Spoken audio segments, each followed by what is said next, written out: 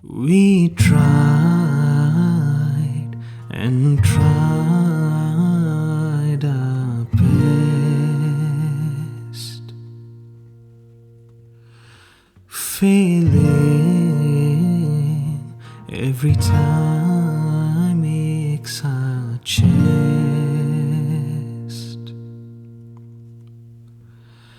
I know you don't wanna say goodbye, but do you really want me here tonight? Say you want me to be here with you.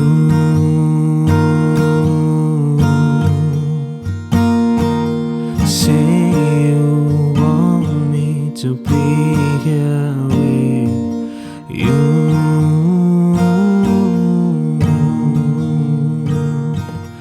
I'm feeling low, there's nowhere to go, it's true. Say you want me to be here with you.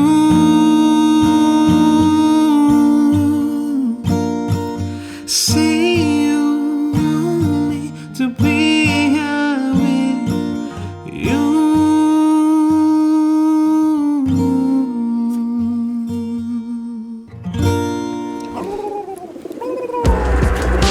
Sound of Pigeon Podcast. Sound of Pigeon Son of a Pigeon Podcast.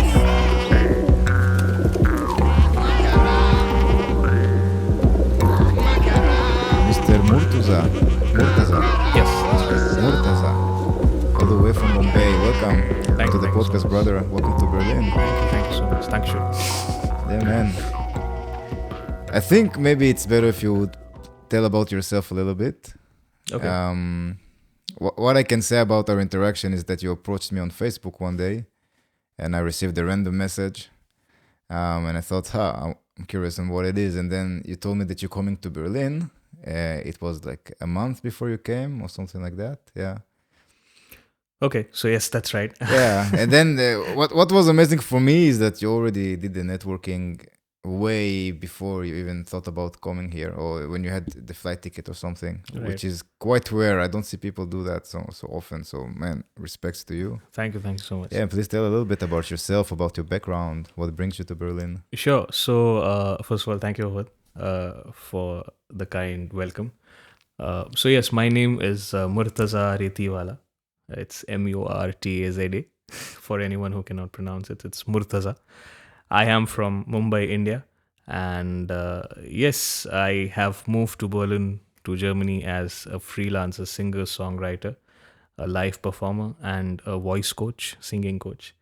And I tried networking with a lot of people even before I got my visa, because a lot of people might know that the freelancer visa, if you're from a non-EU country, it takes a long time. So the process for this visa had started 1.5 to 2 years ago. And the moment I applied, or even before I applied for the visa, I was trying to connect with people on Facebook. And luckily, I found you before, I think, some months before I got my visa, or I think I still don't remember. But yes, it was obviously before I came to Berlin.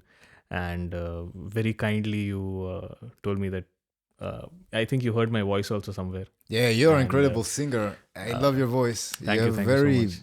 beautiful and smooth and clear voice. Thank you so much. So yes, I think you heard my voice, and even then you appreciated it. So thank you so much for that. And you told me that please connect with me once you are in Berlin, and that's what I did. And I think Here it's just been 2 weeks since I'm in Berlin, Yeah. and yes, we are here. So thank you so much for keeping your words, and thank you so much for the welcome. So yes, I am a singer, songwriter, and a live performer, and a singing coach. I have been in this profession, in the music profession, for more than a decade now. I've worked with some of the biggest names in India, in Bombay. I've performed in more than 250 to 300 events, in wedding events and corporate events around the world, in India, in Dubai, in Indonesia, in Malaysia, in Amsterdam, in Dublin, and Egypt. And now I'm in Germany, so hoping to perform here as well. What I do in terms of music, in terms of the genres I perform, I am mainly into Western pop, into Indian semi-classical, Hindi music, but people might know it by the name of Bollywood, the Indian Bollywood songs, the movies, the big movies. And yes, I've also written and sung for a lot of music producers who are into house genres, deep house, slap house. India or No, in Europe, in Europe and Asia. I've Sweden worked people usually make a lot house. of, yes, a lot of Nordic people, a lot of also a lot of people from Turkey, from a lot of people from Italy. I've worked with producers from there, so I know.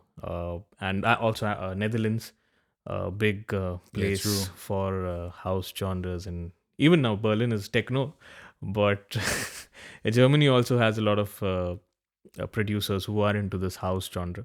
I wasn't aware about this because I just started doing this 6 to 7 months back, and yes, it's a really big industry. I wasn't aware that this side of music is also there, because I was always into the Western, the commercial pop, the Ed Sheeran and Justin Bieber's, and the Indian singers, all of that.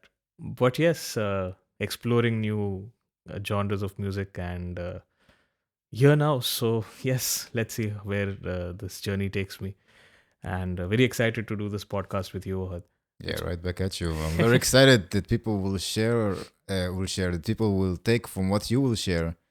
I think this quality of personality, just to go someplace and to chase after it, and to go and do whatever is necessary at the moment, and even to plan ahead. Those are qualities that are very important for everyone who wants to be successful at anything. Absolutely.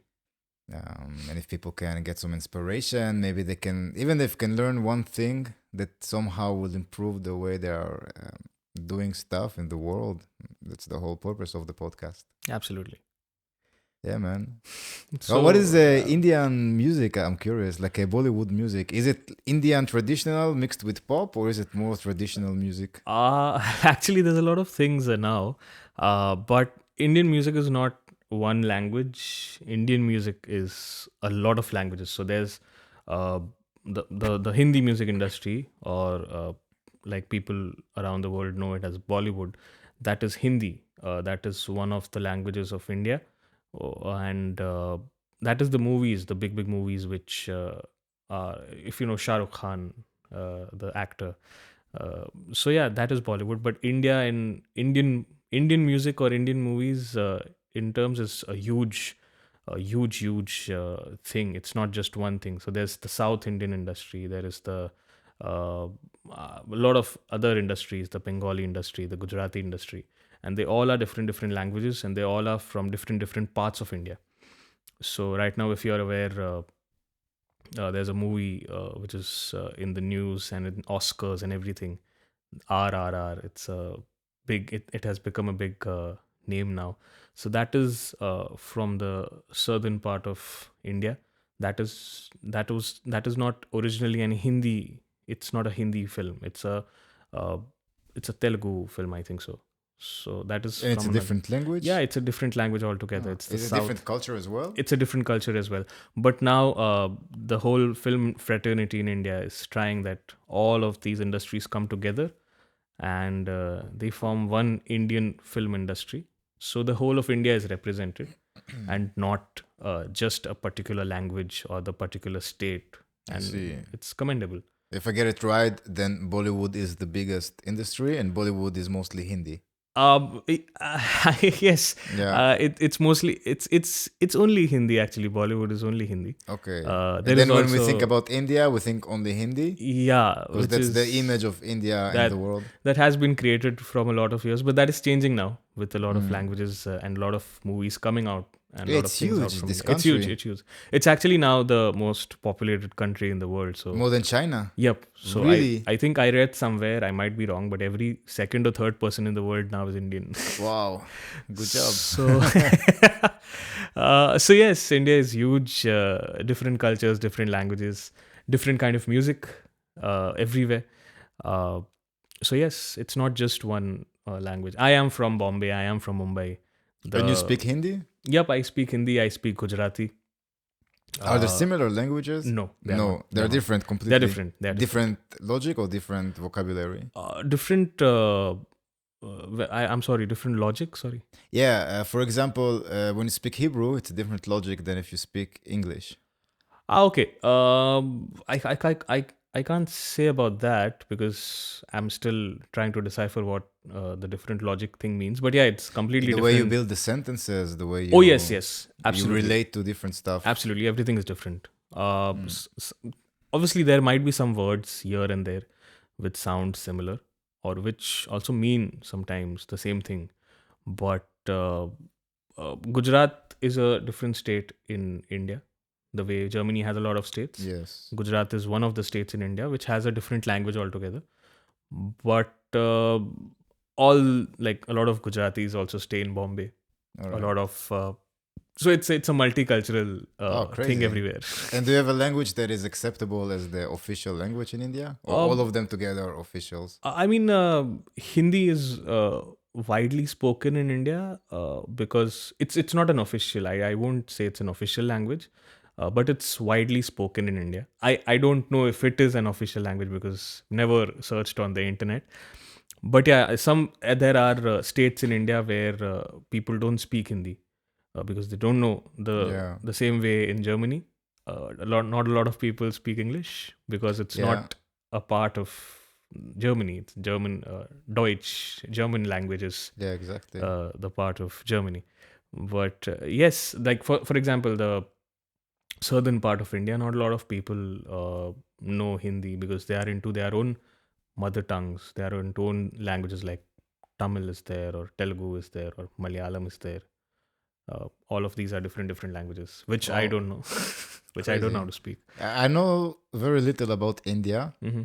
I never been there. I have a lot of friends who are going there. If you know, Israeli people like to go to India. Oh, I wasn't aware. Yeah, they like it. I don't know why. I think because there is cheap drugs there, so you can. I don't know there about is that good too. weed there. There is good hash. There is the what is it called? I forgot it. You know, when there's the old ladies, they used all the weed from the fields, and then they have the hash. Okay. Charas, it's called charas. Okay, yes. Yeah, so the, this is the like charas and ganja. Yeah. Charas is the hash that you get from the old Indian lady who works in the field or something like this. So at least this is the myth, you know, like the holy hands. No, but I honestly don't know about this because I'm not into all of this. I don't drink, I don't smoke, I don't do any of the drugs. We're all doing kind of drugs. You eat sugar? Sorry? Do you eat sugar? Oh yeah, that is one thing I do. Yeah, it's a good drug. Sugar is. I have a sweet tooth, so yeah, I do consume a lot of sugar. I haven't from the time I'm in Germany, but yes, I do consume a lot of sugar. But yes, I think I understand what you mean to say because there are some places, I think so, in India where a lot of these things are famous, but it might be just one aspect of it. Yeah, there is also the spiritual aspect. Oh yes, because there are a lot of cultures there. So yeah, I think the thing with Israelis that we have to go to the military, and some people they've seen some stuff in the military. Okay. And I think what they want to do, they just want to go to India or to South America. But I think it's mostly India, and they just go there for half a year. So they're like travelers with a backpack. And they just go wherever the wind takes them. Oh, okay. Yeah, I have a friend who also stayed there for a while. He was in the what is his name? Sant Guru with the white beard. This guru. Oh yeah. I think that was in Coimbatore. Maybe he has a whole Sadguru. Sadguru, yeah, exactly. Yeah, he has a whole what we say, his own community. No, his own monastery kind of a thing. Yeah, so my friend was there, I believe, and he told me they're just waking up and they start to jam in the middle of the day, and then they meditate for, I don't know, 50 hours in a day, and then they jam again. Somehow they make themselves more time. So yes, so the person you're saying talking about, the place where I'm talking about, he has a whole whole foundation and the Yeah. whole monastery. I don't know what is the right term for that, but basically his own uh, place where people come and spend time. So that is in the southern part of India. That is in a city called Coimbatore. That is in, I think that is in Tamil Nadu. Yes. So, yep. So that is a different part of India again, the southern part. And where I stay is Bombay. That is It's a little completely far from different. there. Yeah. It's a huge city, Bombay. Yep. I think now it's 19, 20 million people. Wow, it's 5 times bigger. Yeah, 4 5 times bigger than Berlin. But yeah, I when I was traveling to Berlin, I saw the size of the city. So Berlin is a much larger city in size Oh, I than see. Bombay. So Bombay and Navi Mumbai. So Mumbai and Navi Mumbai, it's now known as Mumbai. Bombay is the older term. So there's one Mumbai and there's new Mumbai, Navi Mumbai. But both of them also, it's still smaller than the whole city of Berlin, because I think Berlin is also not it wasn't this big before, but then it became very large when every district and everything came together. Yeah, I think it started as a collection of villages. Right. And So then they that grew, way, yeah. Berlin is very huge. But I think, yeah, it's only 3 to 4 million people, if I'm not wrong. Yeah, I think 5 maximum. 5 yeah. maximum, yeah. But yeah. Yeah, excluding all the people who are here illegally somehow, which can be I don't know, 10% for sure. Oh. It's a lot of people still, 500,000. But yes, so I would like to know something about you also. That Yeah, for sure. how did you land up in Germany years back, and what did you where are you from, Israel? Because Israel also has a lot of. I just know Tel Yeah. Aviv in Israel. Have you been there in Israel? I haven't, but I just know that Tel Aviv is like the. Yeah, Tel Aviv is the small sister of Berlin, you can say. Okay. It's a very tiny sister of Berlin. They're very open there as well. There is a big cultural center in this area. I come from Jerusalem. This is where I grew up. Okay. So I grew up in the whole fusion mixed culture, which is interesting because you experience a lot. But Okay. sometimes it can be a bit strange when you're in a city and then certain areas you afraid to go there because you don't know if it's okay. And I talk about Muslim sides and also extreme Jewish, Okay. If there are some extreme Jewish places, if you go there in Okay. Shabbat, like Friday, Saturday, they might throw stones on your car Oh. because you're not allowed to drive there. And they're very strict with that. Oh my God. Yeah, so they let you know they don't like it. Sometimes they even throw diapers at you. Diapers. Yeah, but not clean ones. Okay. Obviously. If I they mean, don't like you. If why you will go, they throw yeah. clean diapers? Yeah, those places can be hostile, even though it's Jewish people, they can be quite hostile.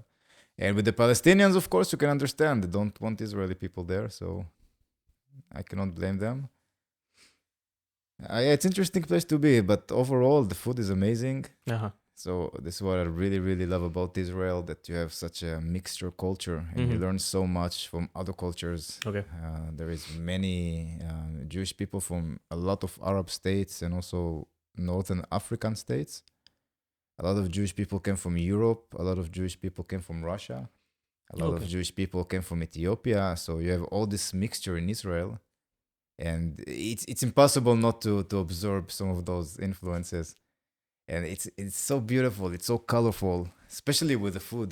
Oh yes, I Wow. even I miss Indian food. I mean, there are a lot of Indian restaurants here in Berlin. Is it similar to what you eat in India? I haven't had a lot of Indian food here in restaurants. But what I've heard, I haven't experienced it, but what I've heard is, I think it's the same with the Turkish people here. There are a lot of Turkish food joints here. Yeah. But I heard someone saying, I heard a Turkish person saying that if you come to Turkey and have the actual Turkish food, you'll understand that what is served here as Turkish food is not really up to the mark. And the same thing I've heard for a lot of other cuisines, like even Indian food. I've heard from some Indians that the Indian food which you have here is not the actual. I mean, as an Indian, you'll realize that, what you Yeah. have there in your own home country is something different altogether. Yeah. This is just a compensation here. Yeah, it's a sample. Yeah, it's a thriller. Absolutely. So I think it's the same with every food cuisine. If you're from Israel and if you have a Israeli food joint here, Yeah. you might also think that it's not as tasty or as up to the mark Yeah, you it's have not it in as, Israel. but there are some people who do a really good job here. Oh yes, So I don't know about Indian food. I think Indian food is way more spread than Israeli food in Berlin. okay. I have no clue because Yeah, there is more Indian foods restaurants here. is it okay? Yeah, Indian, Chinese, Vietnamese, Italian. I think this is I maybe see a lot of 4, and Dune, of course. I see a Everywhere. lot of Turkish. I see a lot of Asian, Chinese, and Vietnamese. I don't know, but yeah, Chinese I see a lot, and Indian. Yes, I've seen some, but as you know, I'm just 2 weeks young here in Berlin, so I haven't explored a lot. Sorry, because I'm just shifting from one place to another as of now. It's crazy, yeah, to It's crazy, find your yes. own place. How did you manage to find the place? Did you manage to find it before you came here? I managed to find a temporary place. I was actually living just right here in Neukölln, Yeah. in just a lane away from where we are right now. So yeah, I found a temporary place for 20 days, and then I luckily, a lot of people tell me that you are like very very lucky that you found a permanent place now, Yeah. not even in a month's time. But yes, I met some good people from Berlin itself when I was in India. As you know, I started networking from a long time, and luckily I found a good place, permanent place as of now, which gives me the Anmeldung. Yeah, the most, the golden snitch, you know? the golden document here. It's what we all want, the unmelded. Anmeldung. But yeah, I have a place which can give me that, but I don't have an appointment yet. In the it's known as the Bugeramt, right? Bogeramt, yeah. Bugeramt, yes. So I don't have an appointment yet there, but I'll get there too. Yeah, some say if you refresh it at 7 in the morning. Yeah. I tried doing that, but no Yeah. luck still. Also, some say you just can go there. No, you can't. Each, right? I heard a friend of mine did that, and he wasn't accepted. I heard some other things that people came there and they were accepted. Okay. So I don't know. I think it depends on the place Exactly, where you go, yeah. which one. Exactly. So yeah, that is one appointment, and then there's the residence permit appointment, the Auslanderbehörde. Auslanderbehörde. I don't know how it's pronounced, but yeah, that is something else altogether. Yeah, but it's good that you find a permanent place. Oh, yes. For me as well, I was very lucky when I came here. I was first in sublets, I think maybe for 1 or 2 months, and then I found a place Yep. and I had a contract, which was amazing. In the very beginning, to find a place in Berlin. Well, I know some people who are in Berlin from the last 2 years, 1 year, 2 years, and they're still just shifting places because they Yeah. don't have a permanent place. Yeah, it's So very difficult to find. now. I feel that I'm really really lucky in this particular aspect because it's really difficult if you don't have a permanent place. You always have that dilemma going in your mind that again I have to shift, again I have to shift. Yeah, but it really So- depends also on two things. One thing, how much you're willing to pay. And Yeah, the second thing is how central you want to be. Yeah. So I don't know if I'm central or no. You know where I live. Lichtenberg? Yeah. So I don't know exactly where. There are some places there that are really, really central in Lichtenberg and Okay. they're connected. okay. But there are some places there that are a bit far. But overall, Lichtenberg is a cool spot. It's a good calm, quiet place. Yeah. At least where I'm staying. I don't know the rest of It is the- pretty calm, yeah. Yeah. And it's relatively close to the center. And it depends where you are, of course. But I so I don't know. So in India, everywhere, if in Bombay, sorry, not in India, but in Bombay, if you live in Bombay, and I used to drive a lot in India. I had a car of my own, so I used to drive there. So it was understood that if you are sitting in your car, it'll take you at least an hour to reach anywhere you go because of the traffic. Alright. So I saw when I was leaving today to come here at your place, it took me 50 minutes. I had to change to S Bahns and all of that. 50. 50, yes, 50. Wow. Nearly an hour. And that is normal for me. But when I asked a German person or a European person in general, for them it's a lot. Yeah, Berlin is well connected. It really depends. You can be in a place where Yeah. it's relatively central, but connection will be shit. Yeah. But I like Berlin's public transportation system. Yeah. It's always you won't be stranded somewhere. If you walk a little bit, you will be somewhere in some train station or a bus stop or something, a bus station or something, Yeah, Berlin is which well is good. connected. But it's the weather sucks here as of now. Yeah. Plus, I come from a place where it's, I think, 30 degrees, 32 degrees right now. Do you have even winter there in India? Ah, I think it's more tropical I kind mean, of not climates. not a winter like what we have here right now. I mean, a lot of people tell me this is not even Yeah, it's really not even gentle. winter, and now it's going towards summer and spring and everything. Yeah. I don't know how spring, because it was snowing yesterday. Usually in But April, you have days where you can have the most beautiful morning, everything is sunny and nicely, and then it becomes like a thunderstorm after a few hours, and then it's again sunny and beautiful, and then snows. I experienced one day like that in April. so yes, I've been in Bombay. Winter, I won't say winter, but most of the time it's hot. And when there's monsoon, the rainy season, it rains like anything. The whole day. It rains. If it rains, it rains. If it doesn't, it doesn't. And it gets hotter after the rains. But when it rains, it's still hot. Uh, Can you go out like with this shirt? Like oh shirt? no, I have to wear. I have to have an umbrella. I have to wear a raincoat or course. something. Yeah, but yeah, I mean, yeah, it's not. But it's not so you don't cold. have to wear jackets the way you wear here. I see. The jacket sometimes weigh more than the person itself. But yeah, I mean, it's not as cold as it's in Berlin. And how do you live with the monsoons? How long does the season is? Monsoon is, I think it's long. I mean, it's 3 months, 2-3 months. And it rains every day? Normally, yes. And Wow. it's not like the rains we have here in Berlin. It's heavy Like it's rain. just drizzling and all. Because the second day when I came in February, not even been a month, but the second or third day I was living in Neukölln, as I told you, and it started raining, and I asked someone, so they told me that this is like the heaviest rain, and it was just, I mean, yeah, it was a little heavier than usual, because I have lived in another place in Europe. But yeah, I understand. But that was nothing. I mean, if you come to Bombay, you will be drenched in rain. And you have to somehow find solutions how to live your life when it's raining like that.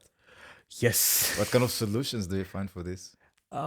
Solutions, as in you just wear the right clothes and you just wear the right shoes. That's it. Then you still be outside, or people are not really outside? in No, the no, season? people are out. Bombay never stops. Bombay never sleeps. Yeah, people selling stuff outside. Yeah, even though it's everything. raining. Even if it's raining, even if it's 30 degrees heat, Bombay never sleeps. Crazy. Yeah. What I know about India is the traffic. Yes. There is yes. no rules. No, there are rules. It's not that there are Yeah. no rules. It There looks are. like complete chaos, but everyone knows. Yeah. It's actually go in. it's if you go to see, it's just the population and the traffic which makes it, like, if you see it from a bird's eye view, it looks like it's a chaos, but it's not. Everyone is driving, because as I told you, I used to drive a lot in India, so I know. In Bombay, basically. So there's a lot of traffic there. I will agree on that, because there are a lot of people. Mhm. And for anyone who thinks 1 hour is okay, you know how traffic and how Yeah. And populated it's a that- smaller size Yeah. city. It must be Not very populated. small. It's smaller. It's smaller than Berlin in the Yeah. size, so they build high in Yup. Bombay. So, but yeah, everything. There are rules. It's not that there are no rules. There are rules. Not some people follow, some people don't. The same how it's in, I think, in Berlin. In Berlin, most of the people follow. Yeah, because they have to. It's Germany. It's Germany. German There are people rules like for to follow everything. rules. There are Yes. rules for everything here. But yeah, it's good. Yeah, it's different culture, that's for sure. Absolutely. Yeah, man. And what were you doing music-wise in India? Were you producing as well? Were you just performing? So I don't produce music. No, I you're just writing songs. I write songs. I sing songs. I I see. compose. So basically, I'm a vocal melody top liner Mhm. and a lyricist as well. So that comes into songwriting now. And I'm a singer and a live performer also. And as I told you, I'm also a Yeah. voice singing coach. So I used to teach a lot of people, not just singers, but also people who are into public speaking, who are anyone who wants to use their voice in the right manner, Yeah, in the like perfect manner, teachers. basically. Yep. Yeah. in companies and speakers. People And on the phone. and I also used to perform a lot in weddings, in corporate events, and worked with one of the biggest labels there for some projects. T Series, if you know, it's one of the biggest labels in India, record labels in India. Sorry, and did some good work there for some time and performed a lot. Performed in one of the biggest weddings in India, Oh, and who got married? sorry, Who got married? uh, some big business people, some uh, movie stars or something, Oh, wow. and What an honor. it was a good experience. Were you singing the song when they came to the ceremony? So no, I was part of the reception So, where okay. they call the guests and where they are sitting on the stage and everything. But yeah, it's different. Every wedding is different in India, but every wedding is grand and huge. So yes, had some good experiences, had some bad ones too. But all is well at the end of the day. And it's difficult to pursue music as a career because in Bombay, at least where I live, and I think it's the whole India now. Every house, I won't even say every second house, but every house has a professional artist, a professional musician, or a professional dancer, or a professional painter, or I mean, every house you see, you'll get one person who's trying to pursue art, his or her particular art as a profession. And so yeah, the competition is fierce, it's cutthroat, but I think that is everywhere you go. Yeah, especially today when there are 40,000 songs being uploaded every day Absolutely. to Spotify. Absolutely. The competition is incredible. Absolutely. And very happy to say that the independent era, the independent music is also, getting recognized slowly and steadily in India. A lot of musicians are releasing independent music in India, uh, not only in one language, but every language, as I told you. Uh, so that is happening slowly, steadily. A lot of people are getting the recognition from their art. But again, you know how much Spotify pays to artists. Yeah, very much. A It's lot of money, lot of tons, money, tons of peanuts. money, man. So But much yeah, money. Every stream, it's like it's nothing. 0.007 cent, I think, for Yeah, every it's stream. very, very less. So yeah, it's difficult to make music as a profession. But I mean, on one hand, I'm saying that, and on the other hand, I've moved continents. I've moved from a completely different continent to a different one with a different language now. Yeah. And I've moved as a musician, I've moved as an artist. So, on one hand, I'm saying it's difficult to make music as a full time profession. And on the other, I have only done that and I'm trying to do that. So, I think anyone, any musician who's trying to pursue music as a full time profession, obviously, I mean, if you have rich parents or if you have godfathers or if you have good connections in the industry, for the start it gets easier. You don't have to Yeah. worry about paying your bills, blah What blah blah. about the Indian connection? Does it help you here in Berlin? Not really, not really. Yeah, all the big record labels. No, not really, not really. So there is no connection at all from India in No, the European market. I mean now it's getting globally. It's Of getting course, global, yeah. but I don't have that connections. Uh, I think it would have been a little different if I had those, Yeah. and I wouldn't have moved also. But it's not just music that why I've moved. Everyone moves for a lot of reasons. I mean, why did you move from Israel? Israel is a very stressed place. There is always the fear that a war will start.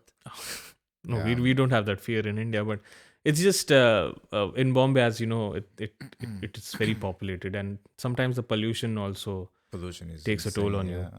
So, uh, yeah, just a better experience in life, to know a different country, to know a different culture, to see a different place, to experience that place. I mean, the smallest things, you can drink tap water here in Berlin. Oh. You can't do Yeah. that in Bombay. Well, as you can see, I use a filter for the tap water here. Exactly, but still, there are for example, where I stay, You can. So what do you drink? You Yeah. need to go to supermarkets and buy No. mineral water? No, in India, every house has a filter, All right. a fitted filter basically. And it's built in the tap, so every time you open the It's tap. not built in the taps. It's different from the tap. All right. It's a different filter altogether. So that filters the water, and then you can drink it. But yeah, you can't drink tap water in India. You can't Crazy. just. Wow. At least I'm not. I don't know about the whole of India, but at least you cannot drink it in Bombay, in In Mumbai. big cities. In Mumbai, you can't. Yes. If you go to villages, I think the water are better there. I think so, but even there, I don't think you can drink tap water. But yeah, there are the I don't know, the bore wells or something, the hand pumps or something. If you know, Yeah, I don't know, in the wells. villages. Yeah, the wells basically. So from there, I think you can. But I haven't experienced the rural life much in India because I've always been in the city I see. or in some other cities. But yes, yeah, and walking on I mean, you're walking here on footpaths, on the sidewalks. There are sidewalks in Bombay. There are sidewalks in Mumbai. Sorry, but so many people, and the Wow, weather also. I can't not even imagine. And the weather also basically it's hot, Every it's day. humid, and it's dusty. How much humidity you have there? I don't know in numbers, but yeah, you'll perspire. So after 5 minutes you walk, you're already wet. Yeah, And this is constant. Every day, no matter what time of the year. yeah, it is. How is it so At humid? least for me. So I think Do you have a river there? Mumbai is actually an island, if I'm not wrong. It's not then. So Mumbai, I think so, because I know so little about India. I know there is Goa in the south, and all the Israelis like to go there and have some psytrance music. That's what I know. Goa is the beach hub. It's like the clubs and the beaches and I think drugs and all. I don't know. Yeah, the party area. But yes, Goa. that's there. But the other places, I don't know so much. I have a friend that I lived with him, and he was in Mumbai, I think, and he told me how much it's polluted there. It And is. It looks like there is fog everywhere, but it's not really fog. It's all the pollution. Now it's become, yeah. I mean, it wasn't as bad as it is right now, but there are a lot of constructions going on, a lot of cars, a lot of industries also. So yeah, and there is pollution. I won't deny that. Even the people who are living in Mumbai, they are experiencing that. And I think the most polluted city was in India was Delhi. Yeah, Delhi was in Delhi. Yeah. Yeah, but How far are they from each other? oh, it's far. It's not near. And there are different languages from in those two cities? Delhi has Hindi as the language. The dialects are different. Yeah. It's a little more Haryanvi. It's a different dialect altogether. But I don't know if it's known as dialect or the way of speaking Yeah, the is dialects, different. yeah. Yeah, I think it's here in Germany also. If you go to another state, the way they speak German, that is different. Some words will be different, or Yeah. the dialect there will also be different. So yeah, it's the same in Delhi. But yes, but now I think Mumbai is in the race of beating Delhi when it comes to the pollution. Interesting. But yes, I must visit India. Oh, it's a good place. It's a friendly place. You won't find a lot of people who are cold to you. Mm. Everyone, if you ask someone, everyone will be ready to help. But yeah, it also depends which city you are in, because every city has a particular way of living. I think it's the same here. If you go to a small village here in Germany, and if they don't know the language, they might be cold. Yeah, I think in Germany usually they're cold. Yeah, they are cold. Until they get drunk, until they get to know you a bit. In villages, might be a bit more. They're somehow more suspicious in the villages. Yeah. Right. But yeah, in India you won't be you so it there's one thing which is said about India, or I think it's said about Mumbai in general, that if you live there for some time, you will become that person. Mm. and so you won't feel homesick after a point of time. It's the whole of India, actually. I will say it's the whole of India, because if you live in India for a particular time, you won't feel that you are from a different place. You'll feel that no, you are here from a long time, and you'll because because that place will make you feel so. The people there will make you feel so. You won't feel Yeah. like a outsider. It's a thing with warm countries. The people It also is. warmer Yeah, it's in the much. mentality. Yeah, yes. It's also because of the weather. Yeah, it is. I'm It so is. sorry. No, that's a joke. It is, but it uh, is true. It's not for all the cultures who are living in the cold. They're very cold. For example, the Danish people are very warm people, even though they're living in the cold. Oh, is it? I did not know this. I love Danish people. They're very warm and welcoming and Uh-huh. friendly. Yeah, Russians as well. I would say, for my interaction with Russian people, they're Uh-huh. also very warm. Russians are even colder than Denmark. Yeah, I mean, I stayed in Dublin, right? So Irish people are fun to be with. Yeah, Irish people are really fun to be with and very friendly. I mean, I experienced that because anytime you walk on the streets, you see anyone, you just say hi, hello. They this is smile at you. nice. It's This nice. is It's nice. not. That's not the same case in Berlin. No, I think this is something that can be very depressing. Sometimes, After yes. a while, you see so many people, like we pretend to ignore each other, we pretend to ignore. This is crazy. And you see so many people and you don't know them. You see Yeah, many they don't. faces. You don't know who are those faces. I think there is some stress caused in this kind of behavior. I think it's just the past experiences the country had, the city had, and that's going on in generations and generations and generations. I think so. it's a big city things. Because in big city you have those Yeah. so many people that we are humans, we're not used to this. Everyone is busy, everyone is on their phone. Yeah. If you go in the U-Bahn also, Yeah. the subway, basically the train subway, for people who are not from Germany, or if someone is hearing, the U-Bahn is like the metro, the underground metro, which is sometimes also on the ground. Yeah, this is the S-Bahn. The S-Bahn. There are many public transport yeah, in Berlin. many public You have also transportations. tram, which is like the street kind of Right. train, and regional train. So yeah, I mean, everyone is on their phone. Yeah. I mean, I have a habit of just, if someone looks at me, I smile, because it's just a thing. I have a habit. Just like, even if you're a stranger, I'll nod and smile at you, and that's and Yeah, just we recognize each other. exactly, yeah. But yeah, I mean, there is no chance you can do that here in Berlin, at least, because happens everyone sometimes, is. believe it or Sometimes, not. yes. Sometimes, yes. It depends. Actually, it depends on the neighborhood. Actually, Yeah, where where do you think are. it happens more? I haven't been. I don't know, but I have seen a lot of people say this, that every neighborhood in Berlin is different. Yeah. So which I am experiencing, because I lived in Neukölln for some time. I mean, a lot of people will judge me that I'm saying I lived, because I've just been here 3 weeks now, a month now, nearly, I think so.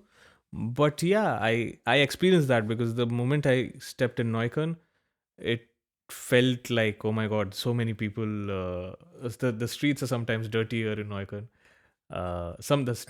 Some places. And then I moved to Karlshorst, to Lichtenberg, and everything is spick and span there. Everything is clean. Everything is, but yeah, everything is also quiet. And I come from a big city, so I felt a little at home in Neukölln, because I mean, you'll get places which are on till morning 4 o'clock here. You have places to eat. You have places to go. Uh, but yes, I think, because I've heard this a lot, and I think everyone will agree that every neighborhood in Berlin, every district in Berlin is completely different. If you live in Kreuzberg, or if you live in Friedrichshain, that Yeah, is, Friedrichshain. yeah, I don't know the pronunciation, or if you live in the Mitte, the Alexanderplatz, I think all of that places is Mitte, right? Mhm. It's different. Every place you live is different. So yeah, I mean, Yeah, it's actually makes more sense if you think about every neighborhood is a different city. yeah, I've heard that too. And I think that this is the Yes. concept here. You really experience that in Christmas, that every neighborhood got its own Christmas market. Oh, is it? Okay. Yeah, this is really nice to experience that. But it is very true. Yeah, Prenzlauer Berg, you have those like cool families living there. Neukölln, it's more the party people. You have the hipsters in Friedrichshain. Lichtenberg, it's Lichtenberg Marzahn. It's like the Nazis. Oh, is it? Yeah, but not really. I think today is less. Okay. But I think back then it used to be like, oh, this is the more Nazis. Who is it? I don't know. And I think The Lichtenberg is further also you big. go Yeah. towards Brandenburg, I think the Uh-huh. more the people are more right wings and more like we're Germans. Okay. And the more center you are, the people are more open, more free love and all this bullshit. Okay. I mean, it's not bullshit, but And sometimes it is bullshit. it depends from person to person whatever they believe in. But yeah, it's a good thing which I see in Berlin that it's. I mean, there's a saying, "Live and let live." Mm-hmm. So Yeah. Berlin is that. I mean, you do what you do. Yeah. If you're not causing me any harm, or if you're not interfering in my own life, you just do what you want to do and be happy, and let me do what Absolutely. I do and be happy. And this is very healthy. That's healthy. That's And very I think healthy. this is also people here in Berlin, they have less stress. It's very chill Is it? city. I don't know. It's very chilled city. For me, when I came here, I was surprised. Like, oh, this is what they do. They just sit in cafes and drinking coffee, and everyone are chilled. And Israel is different. Israel people are working, and there's always something to do. And people angry in the roads, people angry there, and people angry everywhere. Berlin is chilled. Berlin is with your stuff. Where we don't have rush to do anything. Who is it? Because I think people are really busy here every time. Maybe it's a big city thing, It might be. but Yes. Berlin is very chilled. I believe, for at least what I experienced in my life. Weather-wise, yes. Otherwise, yeah. Yeah, you came here in winter. Like, this is the worst. No, if you would come here in November, it would be the worst. Oh yes, a lot of people told me that it was Yeah. in minus. It was the weather was in minus degrees Celsius. And I was like, my God. I don't know what- if it's about the minus, but if you come here in November, then you need to have November, December, January, February, March. So you have 5 months that it's just winter. Oh my God. And imagine this, that in January, it's the peak of the darkness. So the sun rises around 8 and 4 in the afternoon. my, I yes. think it's already dark. 4:30, it's already dark. There'll be a big winter depression Yeah. phase man. also. It is. Yeah, and it's a big thing in the European countries. You need to take a lot of vitamin D. And I think the big problem is when you need to go to work and you need to be at work like 7:30 or 8 or even 8:30 and you don't have so much sunlight to start your day with. And then when you go back home, so you were not experienced any sunlight in your day. So Yeah. all the time you're not experiencing sunlight and everything is darkness. But if you can have sunlight in winter, then I think it's way easier to go through this crazy phase. Yeah, that is it. Yeah, that's one more thing I miss from Mumbai is the sunlight. So valuable for us, huh? Valuable, yes. We cannot do anything without it.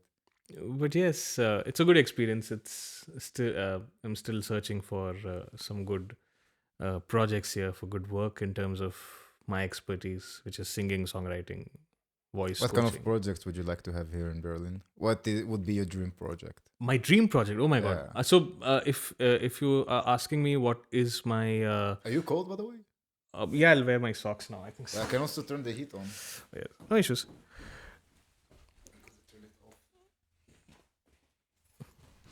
But yes, if you ask me what is my dream, my ultimate dream, that would be of becoming a globally renowned and respected artist, because I mean that is my ultimate dream, and then to sustain it well, because a lot of artists do. I mean, not a lot, but yeah, sometimes artists or people do achieve their dreams, but they don't sustain it. It's a temporary thing. So I don't want it to be a temporary thing. I wanted to achieve that and then sustain it well. So yeah, I mean, it's a long way to go. It feels like a long way to go, but sometimes just one day can change your life, or one song can change your life, or one project can change your life.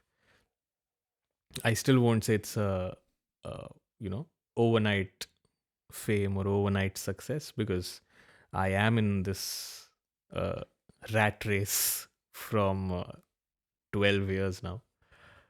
But yes, and if you're asking what kind of work I'll be looking for is so yes, I'm a singer, so I would, and also songwriter, so I would love to connect with music producers or music publishing agencies who would like to hire me as a songwriter, or music producers who would need any vocal melody top lines or lyrics, or even a male vocalist. And I'm also a singing coach, a voice coach. So anyone who would like to have any voice coaching sessions or voice coaching, singing coaching classes, I would love to be connected with them too. And as a live performer, I perform in gigs. In fact, I recently did a small gig in Sandman, which is in Neukölln itself. Cute gig, small gig. But yeah, I would like to be, performing on stage for live gigs. No matter if it's a wedding, if it's a small club gig, or if it's a or if it's a corporate gig. I just love to be on stage, and Yeah, it's fun. I'm a different person on stage altogether. I feel so. So yes, so a lot of things I would love to be a part of and love to do.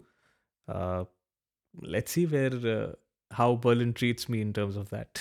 I'm working hard. I know I'm working hard. So and I believe in one thing, that if I don't know if people believe in God, or if you believe in God, or but there is some force that I do believe in. So if that force has got me here from India to Germany, there might be some sense in that.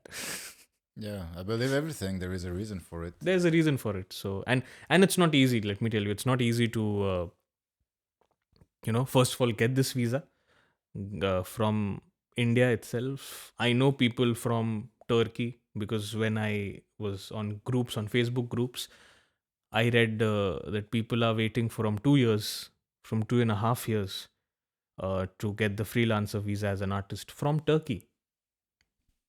And I mean, from India, I applied, and obviously it took me 7 months for the visa. Like, I applied in uh, June, and I got the visa in January. But the process took 2 years because I had to get letter of intents. I had to prove there that I earn from my music. So the process, the documentations, that took 2 years to learn about the visa, to learn about Berlin, to learn about Germany. A lot of people ask me, why did you come to Germany? If you're a musician, you should have gone to UK, to London, or to USA, to LA, or to New York. The simple reason is, first of all, I did not want to live in America. And also the visas are difficult as an artist. If you are an artist, I mean, not a lot of countries allow freelancers to move. Yeah. So as an artist, I do not have an option. I mean, if I would have been a famous artist, there are some other options that you can apply for your US visa, or you can apply in UK as an Or if artist. you have some money with you. Yeah, or you It's have easier. not some. If you have a lot of money with you, Making it more pretty. you need a lot of money for that, which I don't have currently. I hope to have that soon. But yes, and Germany, as I also searched, Berlin is a city of artists. So I don't feel left out. I don't feel like an outsider. I do feel an outsider when it comes to the language, because I don't know the language. I tried to learn the language in those 2 years, but couldn't be as fluent because I had a lot of other things to look after, uh, related to the move, related to the big shift. But yes, it's not easy. So if I am here now, there is there will be some reason in that. Yeah, I believe every time you have something that is not comfortable, you have a challenge. Absolutely. Then this is the test that life presents to us, and this is our chance to prove ourselves. Absolutely. And it's very important not to break. It's easy to break and to stop and to say it will not happen, but something magical happens if we decide to push through and just to go with that and to do whatever is necessary just to overcome this challenge. Usually those challenges are there. They're like a barrier between us and what we want to achieve. And it's just a test. If It's we just really a want to test, achieve yes. it, if we really want to go where we want to go, this is the goal that we said. And then this is the test. You really want to go there. All right, let's see how much you really want to go there. And sometimes Absolutely. it's a lot of lessons that we need to learn in order to have the skills and the mindset so we can handle what we're about to experience when we go to the next level. Yes. And I think I have a big journey with money. I was very bad with money in my whole life, and I think in the last 2 to 3 years it got better and better. Um, and then you think like how some people have a lot of money, but from my perspective, they don't looks like they really deserve this money. Mm-hmm. Somehow they just landed on a big pot of money, or people who get famous all of a sudden, and you think, how is this singer famous? How this band is famous? How is it possible? But they're probably doing something that I don't do, and this is why they are there. Absolutely. And sometimes luck also plays a big part. I don't believe so much in luck. It does because, as you said, how I mean, there are a lot of people. Everyone will have some of those people in their lives, or who think that. I mean, I don't think this person deserves this, but still, they are there and we are here. Yeah, I think they did something that we don't know about it, or they might know They someone. they might know someone, or they might have done something. Yeah. But there is also luck, and I'm not a strong what we say. I'm not very rigid when it comes to my beliefs, but this is something which a very uh, knowledgeable person told me, that you can do a lot of hard work. Obviously, you should do hard work and smart work to achieve what you want. But sometimes you might think that I'm doing everything, but I'm still not achieving that particular thing I'm doing all this for. And that is luck. Sometimes the luck is in favor, sometimes it's not. And in India we have a saying. I think it is a saying everywhere in the world, but in their own languages. The meaning of the saying is that if something happens the way you thought, good. If something happens your way, the way you had thought about, and it happens, it's good. But if it doesn't happen, it's much better. Yeah, I agree. It's much better. If it doesn't happen the way you thought about that it'll happen, but it's not. It's much better because there might be something else. There might be another plan for you, or there might be something much better in store for you. But it's really difficult to believe this, Yeah. believe the saying when you are in such a place. When you're in hell, it's When- difficult to think about heaven. I mean, and there's also one more saying that become a philosopher after you are rich. To become a philosopher after you're rich. Don't become a philosopher when you don't have money, Mm. because a lot of people preach, and a lot of people say things like this, and they say no, money doesn't give you happiness, or success is a state of mind. But I feel it's bullshit. You think success is not a state of mind? Success is not a state of mind. Success is a state of mind, but yeah, I mean, it depends what is your state of mind at that particular moment. It depends what you see as Exactly. successful. It Yeah. depends for you what is success. But I think even if we have different measurement for success, Absolutely. the moment I feel successful, I show it in my body language. I show it the way I speak. I show it the way I live. If I'm successful, I'm thinking about it. If I'm thinking I'm not successful, I also show it in the way I walk, the way I talk, Absolutely. the way I live. Everything changes. But then you, from the outside, you see those two people, and you'll be attracted more to the successful person because he irradiates something. There's a positive energy that Yeah. there's a- It's the same way we choose food, you know. If you see Absolutely. a tree and you see some apples, and this apple look a bit ugly, and this apple look beautiful, you might take the beautiful one. absolutely. And I think it's the same with everything. And this is also goes for the thing about luck. I think there is some kind of randomness. However, I believe that we as humans, everyone in their own field, we need to make a nice place for opportunity to come to us. Absolutely. Yes, that's what I'm saying, that you have to Yeah. work hard. I mean, if you're sitting in your home and then you're saying that, oh my God, this is not happening, this is not happening, this is not happening, Yeah. it won't happen. You have to work hard for it. You have to go out. You have to talk to people. You have to interact. You have to network. You have to practice. you have to practice. You Yeah. have to do what is needed. But and then there might be a chance that okay, something might work out. But that's what I'm saying. After doing all of it, after doing everything, after ticking all the marks, after ticking all the boxes, even then things don't sometimes happen your way. I think So- this is also something a lot of people are failing at, and this is the concept. I took it from Grant Cardone, is an American salesman. He got Okay. really famous, and he Okay. got a lot of podcasts that he's in, and he got also a TV, I think in Discovery, Okay. a TV show that basically they throw him in a random weird city in the US. No one really cares about it. And he goes there with $1,000 and he needs somehow to make a business without any connections, only him there. He needs to make a business that generates Oh. $1 million. And this is the reality. He got 3 months or something like that. Really cool stuff. And I learned from this guy that you need to do, if you think this is how much you really need to do, then do 10 times than what you think Yeah, it is. absolutely. And this is the right way, because even if you don't do 10 times, so you do something, you think like you're doing and you are doing, but sometimes it's not enough. It's mediocre.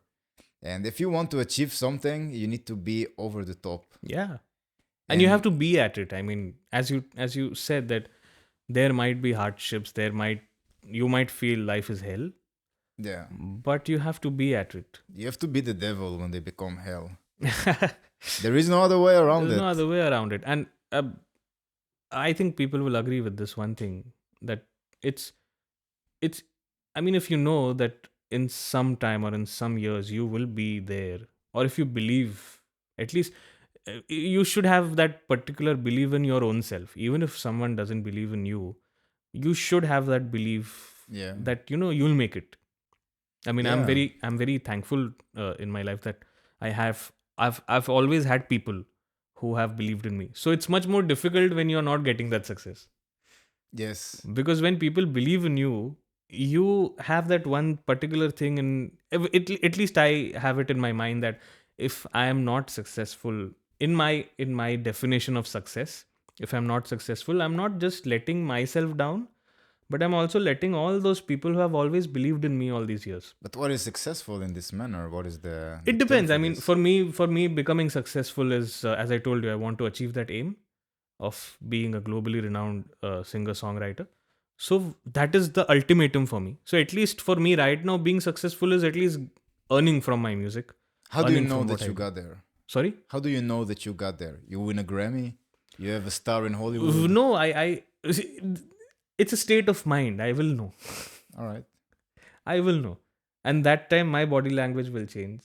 As you said, I will also radiate a positive energy, but that doesn't mean that I don't radiate it now. In fact, it's much needed to have that positive energy when you are in a place in your life where you actually need that, because once you think you Yeah. are successful, everything feels happy.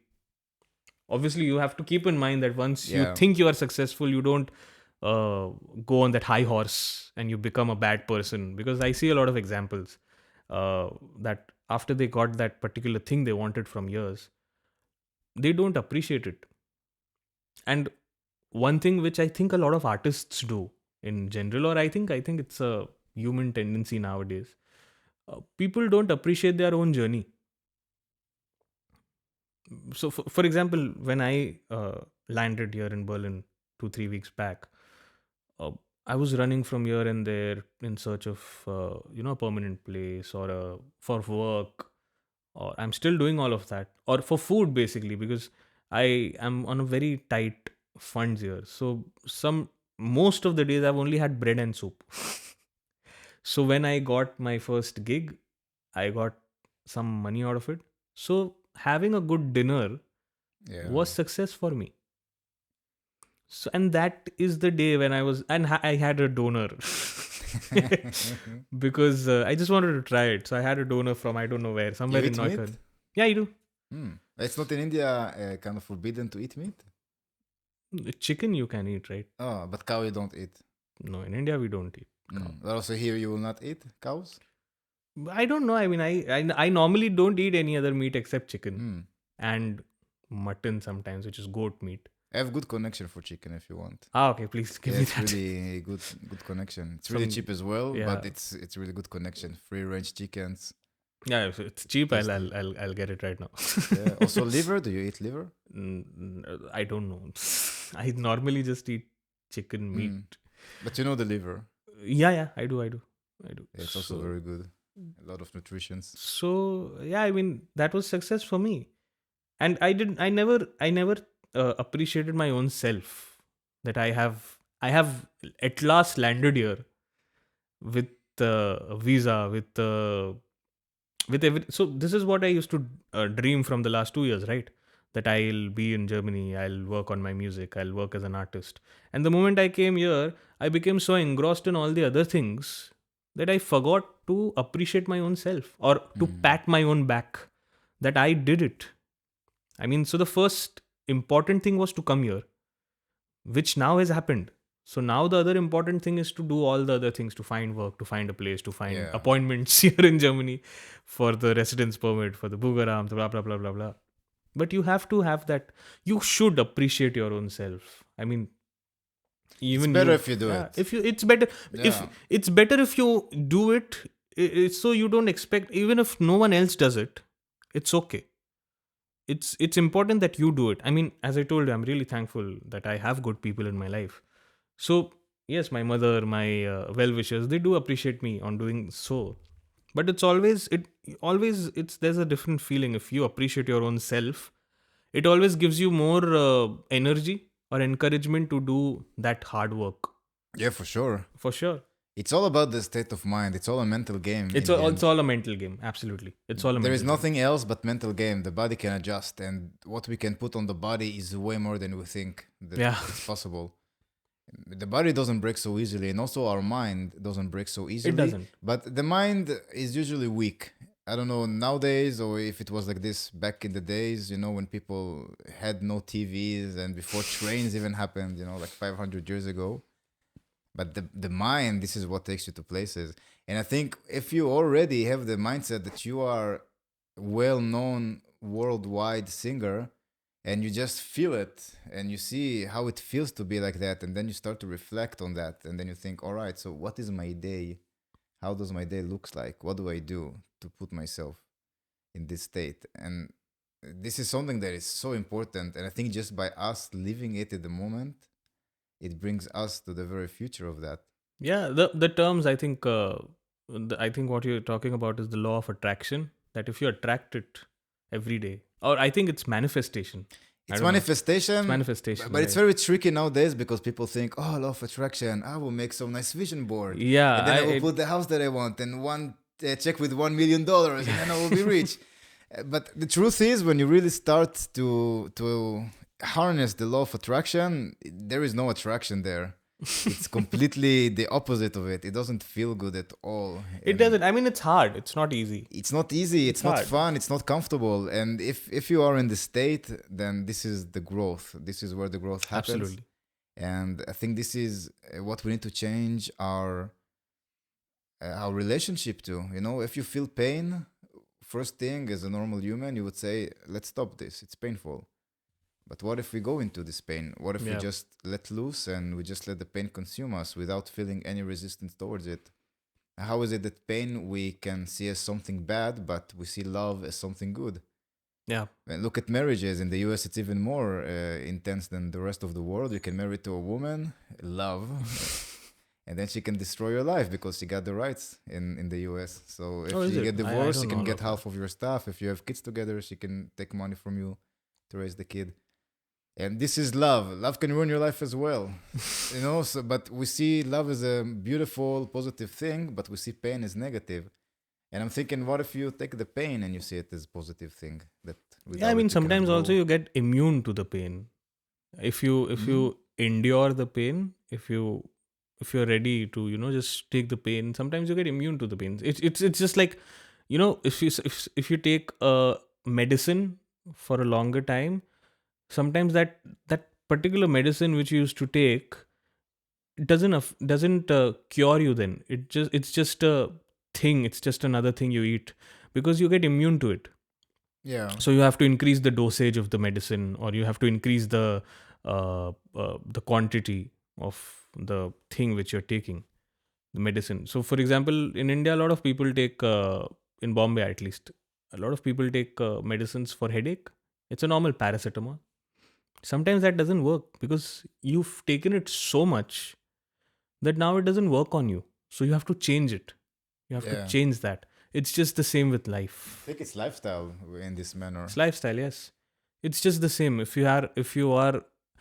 It's just the simple thing. If you are doing the same thing again and again and again, and if it has not worked out for you, you have to change what you're doing. Yeah, go more extreme. You This go is the only way. more extreme or go more light on yourself. It depends what you're doing. Sometimes people are so extreme, and they think that no, if I'm not doing it this extreme way, it will not happen. But sometimes that is the problem. The problem is that you're going so extreme. You have to be a little light. Yeah, You- it depends on what. I think as a human, it depends on what Yeah. you're doing and on your art. Absolutely. But let's take songwriting, for example.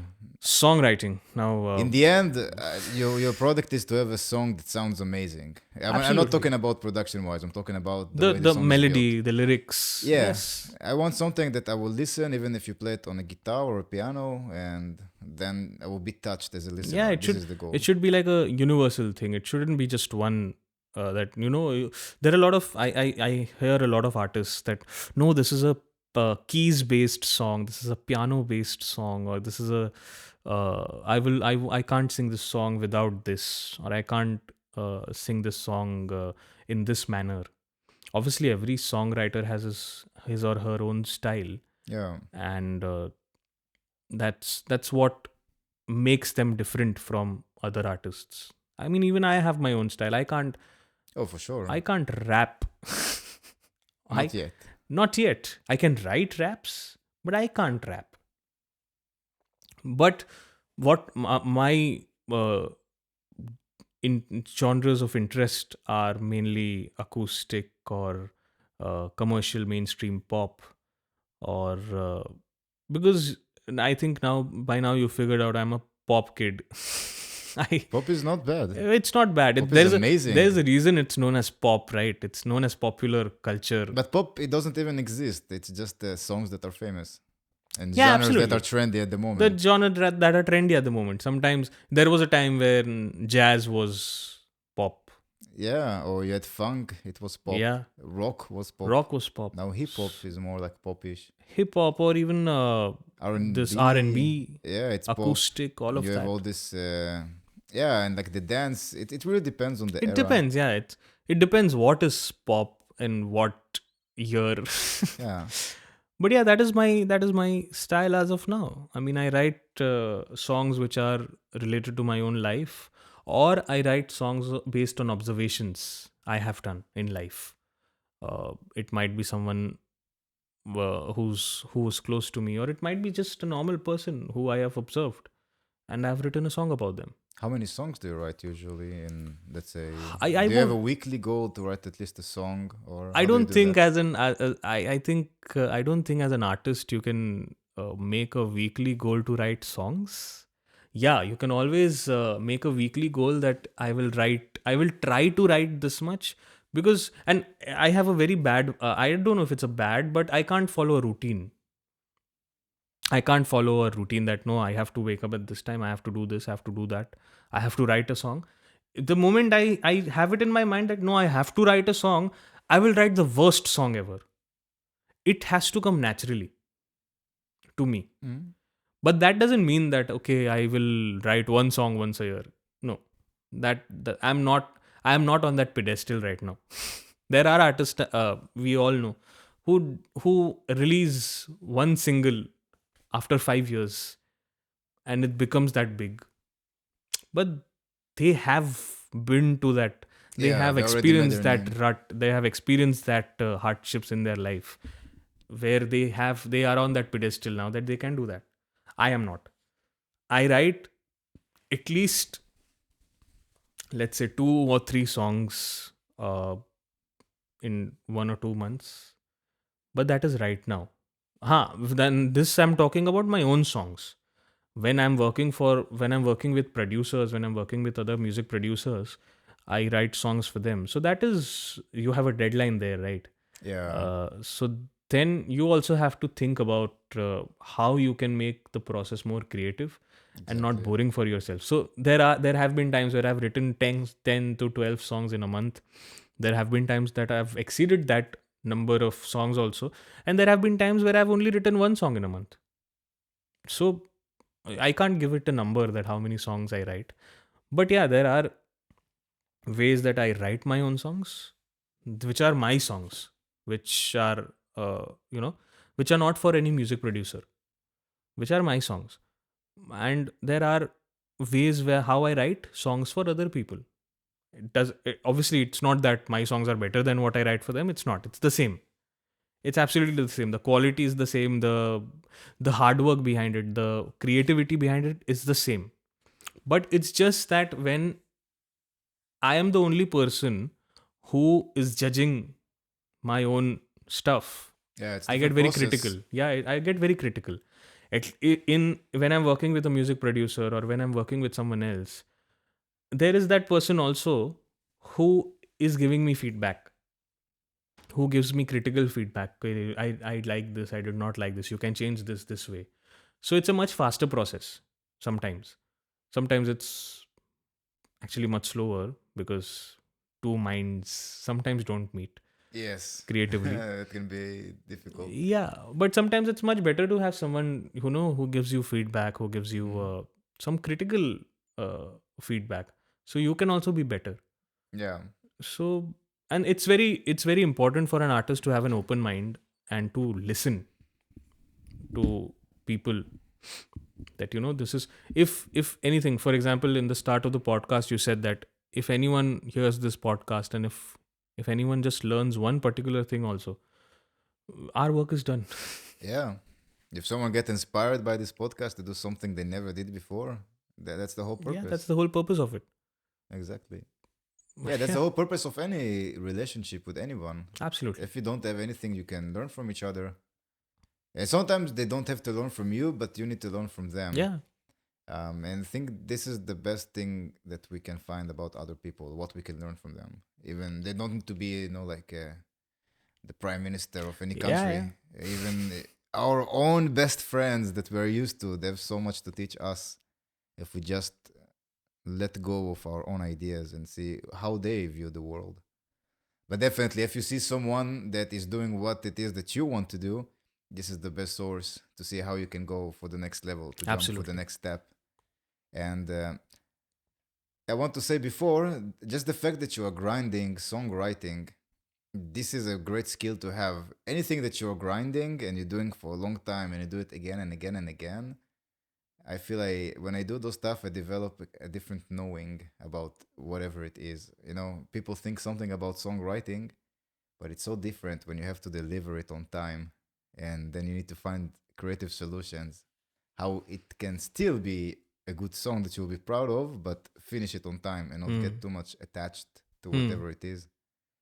And it creates something in our brains. And the more we do that, the better we get. And then the more we do that, of course, so there is more chances that our songs will be successful. I see everything as a game of numbers. I see it especially in photography, that it helps me so much with music just to do photography.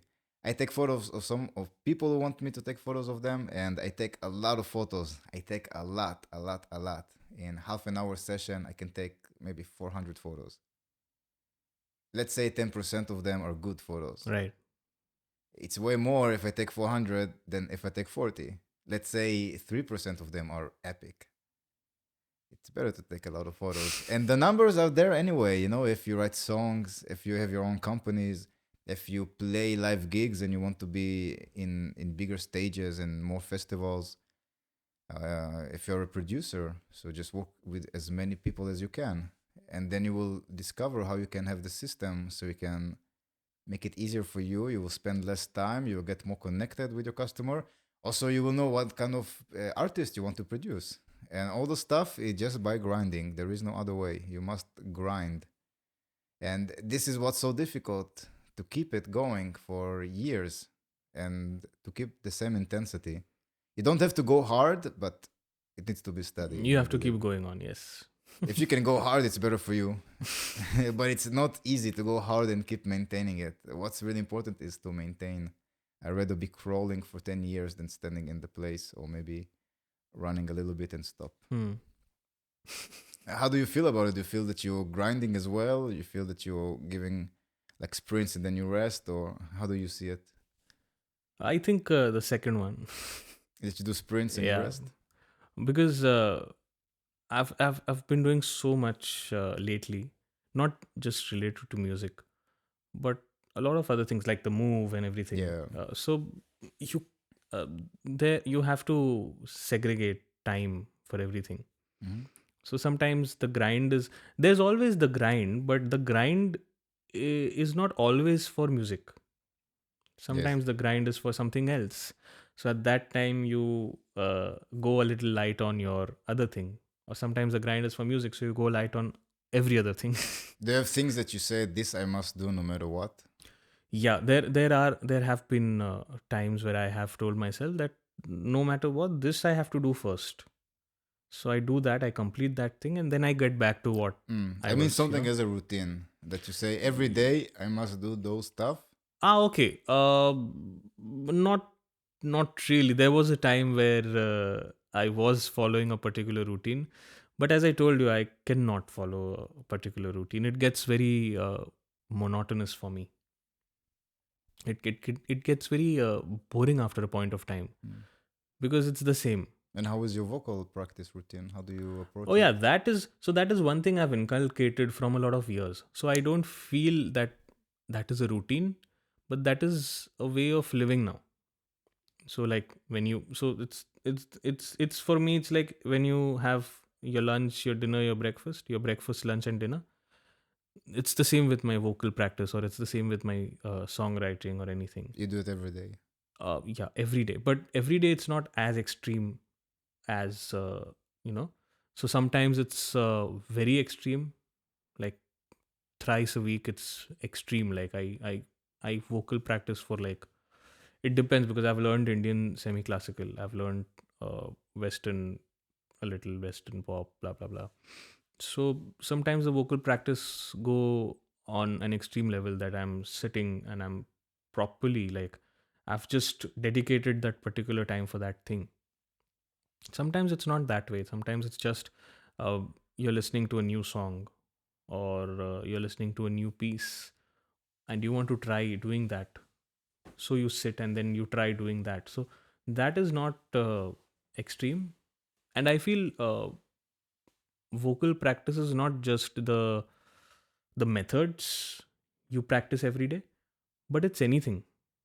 I mean, for example, if you're listening to a new song and you feel that no, you want to try this, and there will be that one particular this I've seen, there will be in every song or every recording you do, or in every song you write, there will be at least one place where you're stuck. Yeah. I mean, till date I've never seen an artist who has disagreed with this, because everything, like a song you're singing, a song you're writing, a song you're recording, there will be that one place where you're stuck and you're just not getting it right.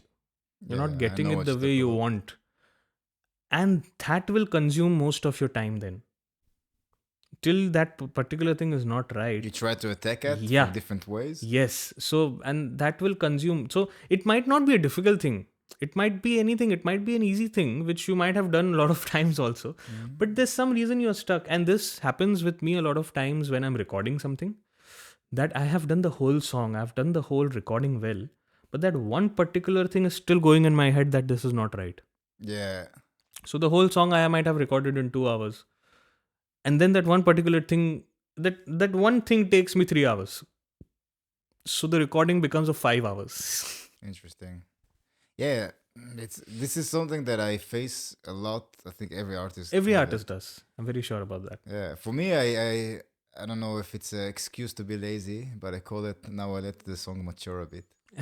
I don't have any deadlines as well with those songs, for example, because when I write something and it's written, then it takes as much as it needs to be taken. But once I start to produce it, then everything is flowing way faster.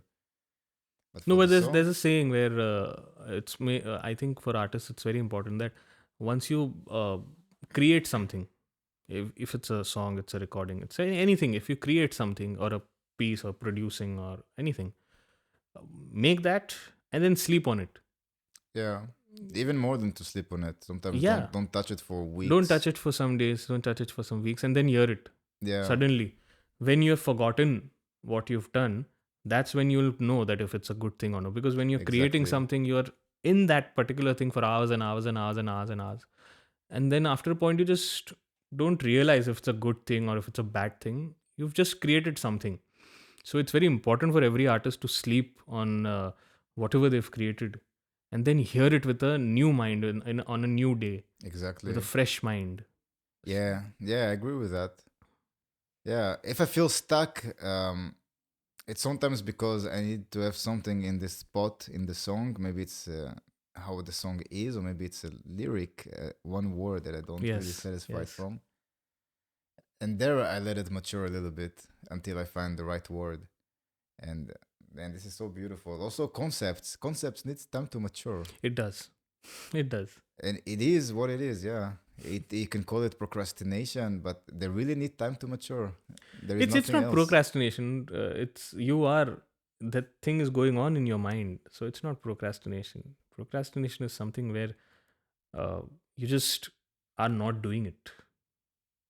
When you know that Yeah. you have already the idea. Yeah. When you know that you can do it, but you're just not doing it. Yeah. But here in this case, you are thinking. Your things are going on, and suddenly you'll get that word or you'll get that line. You might just be walking on the street, or you might just Exactly. be having baths, Exactly. and suddenly you will be like, oh, okay, now this is it. Yes. So now you'll just stop everything and just do that, and that's that. Then it's done. Yeah. It just this is the solution. Let's do it, and we finished. Absolutely. So it's not procrastination. You are thinking. Your mind is churning. You also write down ideas about songs if you have maybe just a melody that it's in your head, or maybe you have some I mean, words. if you open my voice recording in my phone, the voice recorder, you'll find easily 3,000 melodies, just la la la la la and all that. And then what? You take a melody and you start to record it, and then you start to add more instruments. I don't add instruments. I am not a producer. Mm-hmm. So what my process of songwriting is, I first create a melody, because I feel I am a much better vocal melody top liner, uh, a melody composer basically, than I am a lyricist. So whenever anyone asks me what is my expertise, I tell them I'm a singer first, a vocalist, not just a singer but a vocalist, and secondly, I am my expertise is composing melodies or writing melodies. There are different terms. In India, we call it composing melodies, but the right term or the universal term is songwriting. So Yeah. songwriting has two aspects, right? One is vocal melody, and the other is the lyrics, the words of the song. Mm-hmm. So I first compose a vocal melody, a tune of the song, the melody of the song, and then I write. Very rarely I first write, and then, but normally it happens that I first make a vocal melody, then I write on it. Melodies are a thing that is very. It's related to what is playing in the background. So if you have, let's say, for example, you have A minor chord and you play a melody, it will sound very different if you play an F chord. Yeah, absolutely. But I think more than so, I don't. So a lot of people ask me if you don't know how to play an instruments. I mean, I know how to play a guitar, or as you saw, or a keyboard, but I've not learned them professionally. So if you tell me to play it live, I won't, because that is not my expertise. So a lot of people ask me, how do you make songs then? How do you compose melodies? How do you make melodies? I just do it. I mean, right now we are sitting. I can compose a new melody. You play And- chords? No, I don't play You anything. don't play chords. You, I you have just- melody in your head. Yes. But what do you have in your head? Do you have also chords in your head? No. Only melody. Only melody. Stripped melody. And that is how I recorded. So I for example. But in your head, you don't hear any other. For me, for example, why I'm asking that is when I imagine something music-wise, I have a whole production in my head. No, I don't. I don't imagine that, because that is not the stage I've reached. If I'm first on a melody, first I will complete the melody, right? Because so if you're a music producer, it's different. If you're a writer, it's Even different. before I was a music producer, I'm telling you, I experienced this thing as a kid when I was 11 or something like that. Even earlier, maybe 10. I was having I was having full productions in my head. Yeah, I mean, I did I not know a knew lot of people. I did not knew what they were. I did Mhm. not knew how to really translate it into something, but I was hearing full production songs in my Mhm. head that never existed before. Oh no, that happens. There are a lot of artists who do this, and it's just that yeah, my process is that way that I just have the melody, and then I'm stuck on that melody. That now I have to complete this melody. I have to make a melody because there are like many drafts I make of a melody, many different ways of how I can, how where I can take that melody, in which direction I can take it. But isn't it more related to what chords support the melody? No, for me it's not Yeah. because everything is decided after after I've finalized the melody. So what makes the melody special if you don't have any chords that can change the relations between the melodies? So that's what it is, right? If you cannot sing a song without any instruments, and if it doesn't sound good to you without any instruments, it's not a good song for me. This is a good point. Yeah, For me, I mean, a lot of people might disagree on this. I think so. I completely agree with that. But Yeah. for me, it is that if your song doesn't sound good without any instruments, then it's not a good song. The same way I know some guitarists who are only guitarists, who are only instrument accompanists. Sorry, not accompanists, but they only play guitar. So they have songs released which is just guitar. There Mhm. is no vocals behind it. There is no lyrics behind it, but still it will sound good. Like the pieces you hear of pianos and everything, Yeah. they don't have any vocals behind it. They Yeah, but don't piano have is different because you can create a full band only with the piano. no, but you can do that with any instrument, right? If you play With a voice, you flute, cannot play a few if you play a chords. flute, Also, with flute, you cannot do it. no, if you play a flute, if you play a piece on flute, and if it just sounds good to you that way, without any accompaniment of a guitar or without any accompaniment of vocals, that is a good piece. The Yeah, same way for me, it's in songs. yeah, I agree. That's the same way for me. It's in songs. If I sing a song to you right now, and if you think, oh no, this is a good song, it's a good song. Yeah, we don't need to be professional musicians to recognize a good song. Yeah, exactly. We You need to just need feel to it. have a you need to feel it. You uh, b- in music or in music mainly the the best instrument is not a guitar or is not your sense of writing songs, or it's not the knowledge of vocabulary or the songwriting or your voice. You know what's the best instrument in music you should have? It's your ears. The ears and the passion. Yeah, Yeah, you should have a good ear. yeah. I think the best thing for a musician is just to go out of the way and let the music be expressed. Absolutely. And so you asked how I compose melodies. I compose melodies depending on the mood All right. I am in, or depending on what I've observed. You try to mimic nature sometimes with melodies? I try to mimic what? Nature. I did not get you. Nature. My nature. Oh, nature outside, you know? Oh, no, not really. No, maybe No. you can see people Yeah. walking and you can try to mimic their way of behavior. Yeah, that is observations, right? Oh, I thought when you Yeah. said nature about the sun and about all that, I thought. No, you know, sometimes you can see a bird and the way the bird is singing, the way it Yes, I do moves. that. That's what observations. That All that is right. what that I see people. I see some. I wrote a song about. Uh, uh, I don't know. So the song is about domestic violence. Mm-hmm. So I knew a friend uh, who was who used to get beaten by her parents for something which is not wrong in general, but was domestically violated. So that was my observation. Something that is not wrong. Yeah, I mean, uh, It depends, you know, it if you smack your depends. kid and it's something, if you did something bad. Yeah, I But mean, if you beat them just because you want to beat them and you're an angry man, then this is not okay at all. absolutely. So I knew someone like that, and I I knew that person from like 7-8 years. But I never wrote a song about it. But then finally one day, I don't know how that song came and how I started writing it. But as you know, as now you know that I have more than 3,000 melodies, 2,000, 3,000 melodies in my phone. I was just listening to one of the melody, and that was a melody I created like when I was in college, which was a very old melody.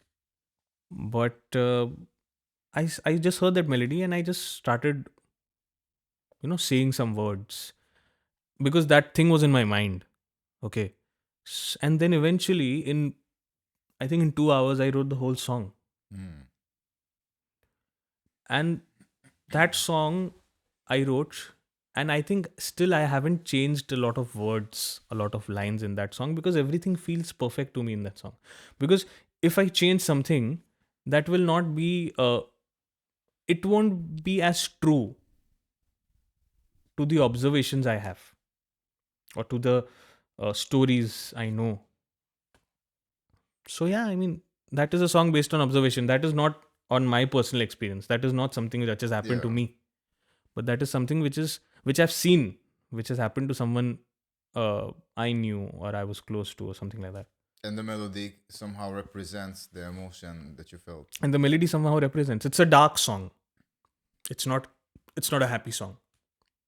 It still fucks me up about the chords. The chords make so much change.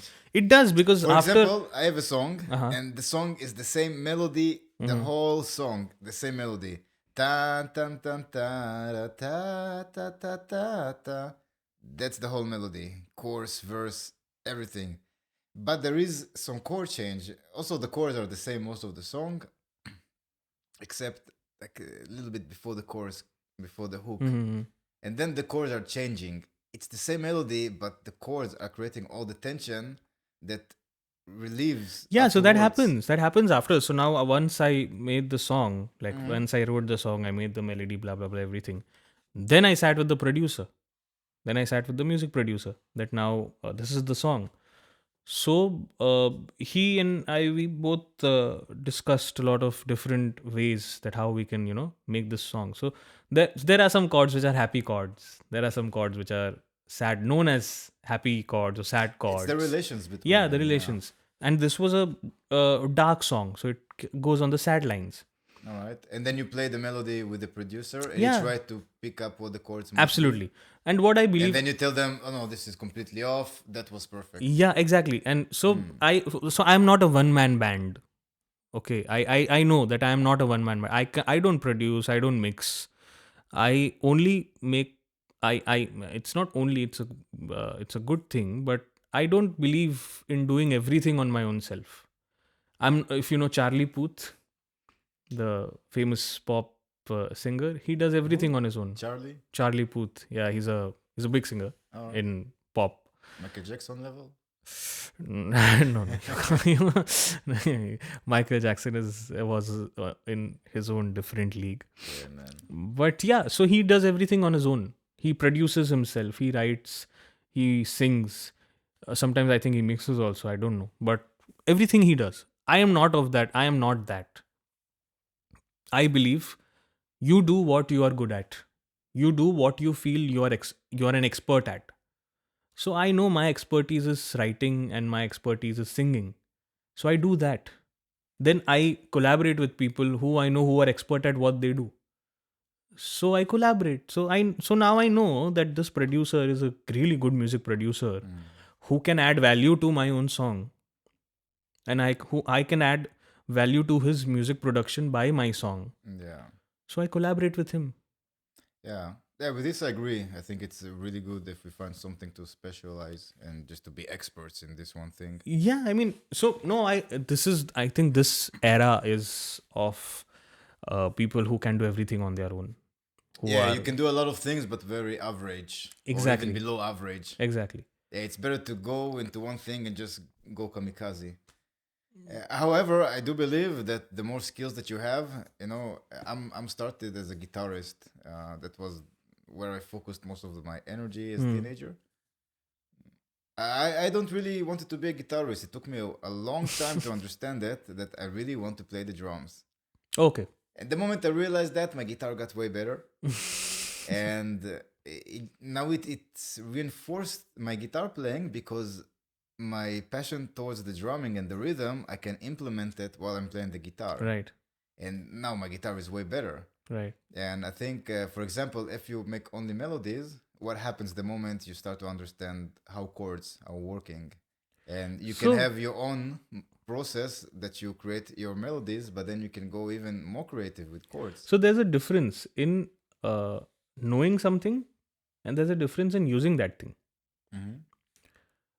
I'm not saying that I don't know the skill. I'm saying that I don't use it. Yeah. So and it's not that I never use it. It's just that there are times where I don't feel the need of using it. All right. And there are times where I use it because it's making something easier. I think sometimes there are also hidden gems when you can find Absolutely, yeah. There are sometimes hidden gems. So one good thing which you said is it's always good to learn a new skill. Yeah, it It's- can always support Yeah, what you're it's doing. always good to learn a new skill. I mean, if you have if you have knowledge regarding something, knowledge will never go waste. Yeah. It will always be useful. So it's always good to know a new skill, but then also it's always really important to know that what, as you said, that you realize that you never wanted to be guitarist but a drummer, and it's important to know what you are good at and what you want to be good at. Exactly. I mean, I am, as you know, I've also been into conceptualization and blah blah blah. So I know I'm good at it, but I don't want to be good at it. I don't want to do it. So then what's the use of doing it? If you don't, if you, there, a lot of people are good at a lot of things, but sometimes people do something completely different only. Yeah. So then what's the use? Yeah, it's all about how we relate to that. If you trust the people around you and you think melodies is what you can focus on and the rest is Absolutely. being taken care of, then you know, Absolutely. it's easy. So knowing a skill and using a skill, in my opinion, that is different altogether. For me, I just love to experiment as much as possible. Yeah, that is a liberty which not a lot of people have. I think also I have high standards for myself, and I'm expecting others to have high standards. You know, I can expect for myself, but I cannot really expect from other people to be in the same level that I want them to be. But that is every artist, I think so. It might be. I think just we need to take responsibility for that. Yeah. You know, I cannot pay. I don't know, 50 euros for a mix and accept it to be as Dr. Dre level. of Yeah, you mixing. can't. But what I can do, I can spend a year or 2 years and just chasing that and achieve myself the level of mixing close enough that I will be satisfied, and then I don't need anyone else. And then even better because now I know the skills, now I can help other people to achieve this. Absolutely. No, and sometimes, I mean, I know a lot of people who charge way less than what they deserve. And I also know people who charge way more than what they deserve. Yeah, price is what you pay, but the value is what you Exactly. So that is there. So The value is it very depends from important. person to person. get. Yeah, it is. It's also match on our experience. Yeah, value. This is very strong. Yeah. Prices sometimes we pay a lot of money for nothing. So it actually honestly depends from Yeah. things. But Yeah. it's very important to have team. This is really It's really important, yes. No matter how talented you are, I think, and no matter It's important. how many skills you can have and what the levels of the skills, you cannot do everything by yourself. It's important. Plus nowadays, as a singer, as I told you, I work with music producers. It's hard to find music producers who are ready to collaborate. When I say collaborate, without money. To get percentage. Yeah, on From split song. basis. Mm. And it's much harder to find good producers Yeah. because everyone is. I mean, I understand the value of compensation because even I am an artist, so I understand that. But as I told you, if you're not on that pedestal, don't expect. For the same reason, I know I'm not on that pedestal that if I'm working with a big producer and he's telling me to collaborate and I'm telling no, pay me. really depends, you know. It really depends. It depends from person to person also. I'm not saying that artists shouldn't. It'll be a very bad thing if I say that artists shouldn't get paid. Artists should get paid. In fact, what artists are getting paid nowadays, it's very bad. So artists should get paid for their services. But in this industry, it's important to collaborate also. It's very important to collaborate. It's important to collaborate. And I am not someone who comes from a rich family. So if anyone who's listening this and is thinking that, it's okay if you come from a rich family, that you have money to buy food and you have money to pay rents, I don't. But that's the reason why I'm saying that it's important to collaborate to get on that level. Yeah. I think in order for us to get quality collaborations, Exactly. we need ourselves to be high quality in what we want to Exactly. offer. With photography, for example, I did a lot of collaborations with artists. So I took photos of them, and in return we exchanged. So they gave me recordings, Yeah. the instrument that they were playing. So we did not exchange money, and the value was very big for me. Yeah, And absolutely. hopefully for them as well. And this is something we need to see what we can get, which is not money sometimes, Yeah. because the other people, they can offer us a lot. And then it's just a matter of how we use their skills that they offer us. Absolutely. But then sometimes, people need to eat. Yeah, And absolutely. I told you collaboration, that, also right? for me, if someone collaborates with me and we don't have money exchange, sometimes these projects can be a little bit on low priority, I would Yeah. say. Yeah, absolutely. I mean, so I in India, there was a gig which I did, and it was a new place. And in India, I used to charge. I never used to do some things for free because I had a brand created for my own. I had a niche. So in India, I was very in Mumbai. I was very choosy, selective when it came to work, and which was a bad thing after a point. But it was just I was in my own head space.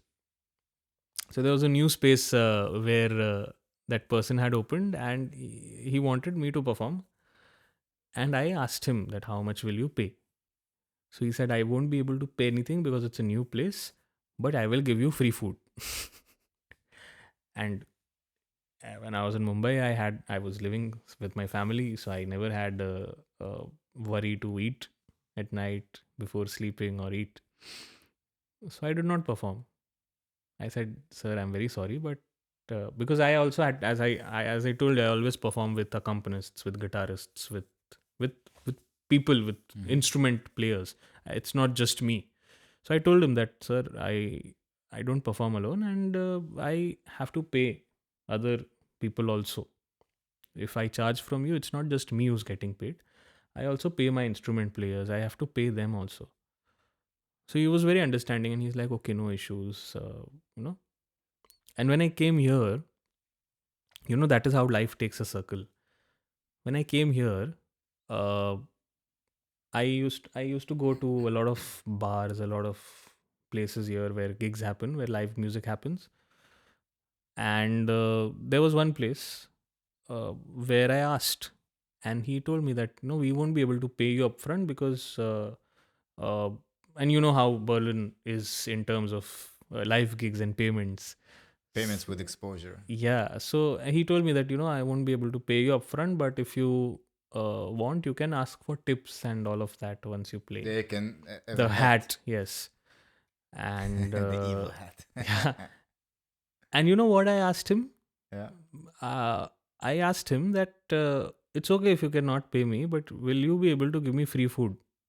And But so it was just a bar, so they did not serve food there. I S- see.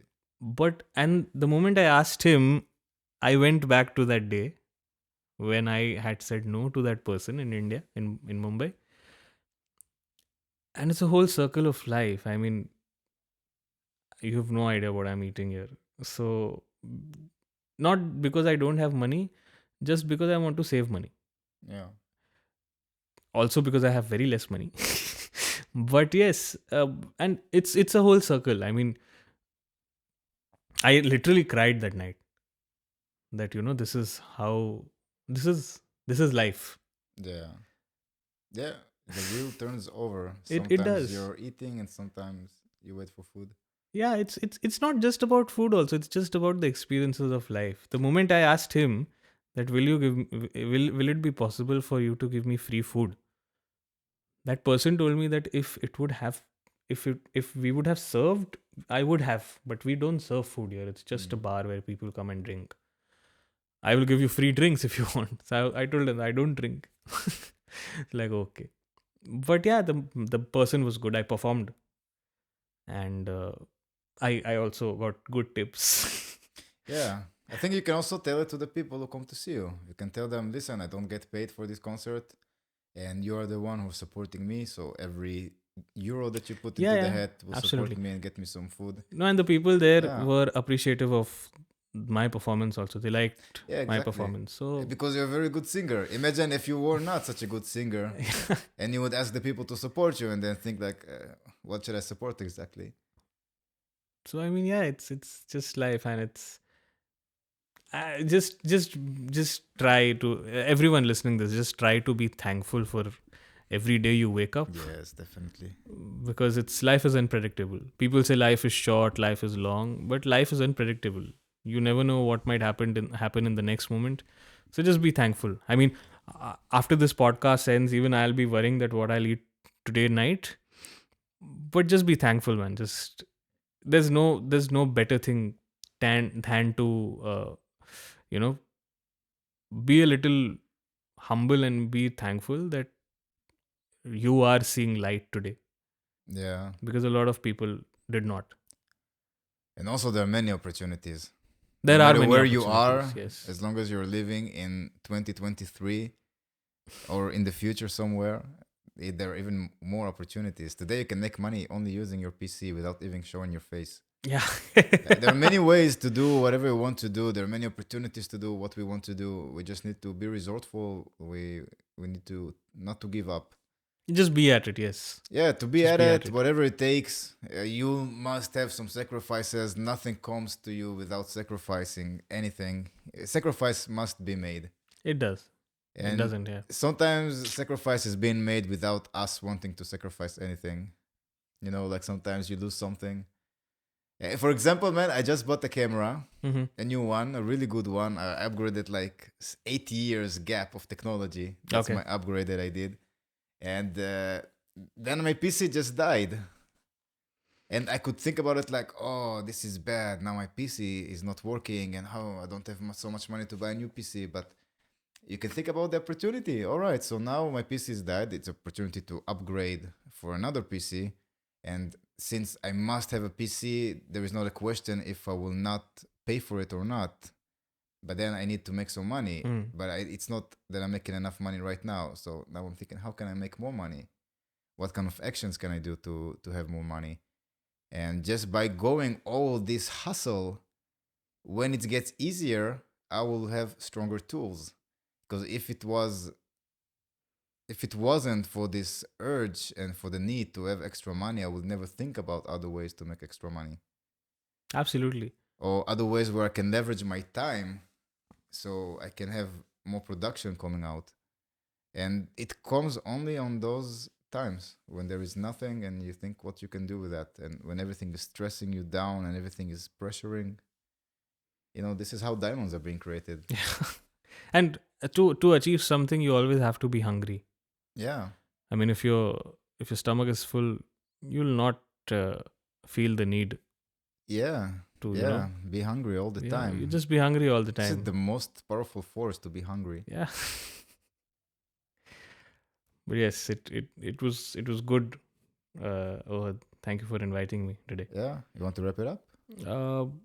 I would like to sing a song before we wrap it up. All right. So let's wrap it up slowly. Mm-hmm. How can people contact you? How people in Berlin can contact you? Do you want to make some special offer maybe for Sure. those who want to take your vocal coaching?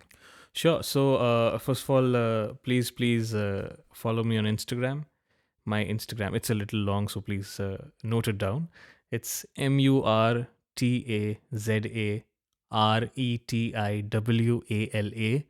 MurtazaRetiwala_music. So it's my full name. It's Murtaza Retiwala_music. And with my full name, Murtaza Retiwala, you can also find me on YouTube. You can also find me on Facebook. You can also find me on LinkedIn if you use that.